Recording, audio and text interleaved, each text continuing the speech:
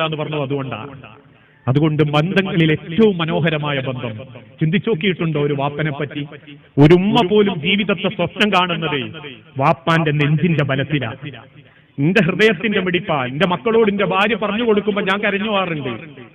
നിസ്കാരപ്പായ കുത്തിരുന്നിട്ട് ഓള് പറയും, മക്കളെ ആദ്യം ഉപ്പാക്ക് ആയുസിന് വേണ്ടി നിങ്ങൾ പ്രാർത്ഥിക്കണം. കാരണം ഉപ്പന്റെ നെഞ്ചിന്റെ മിടിപ്പ നമ്മളെ സമാധാനം. കുടുംബക്കാരുടെയിലും നാട്ടുകാരുടെയിലും അയൽവാസികളുടെയിലും നമ്മൾ ഇത്ര സമാധാനത്തിൽ ജീവിക്കുന്നുണ്ടെങ്കിലേ ജീവിതം മുഴുവനും മക്കൾക്ക് വേണ്ടി ഉരുകുന്ന ഒരു വാപ്പാന്റെ നെഞ്ചിന്റെ ബല.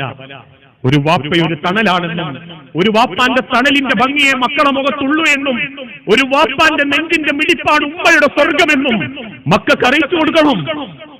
ആ വാപ്പാന്റെ കയ്യും കാലും ബലഹീനാകുമ്പം നമ്മൾ ചിന്തിക്കേണ്ടതും അതാ.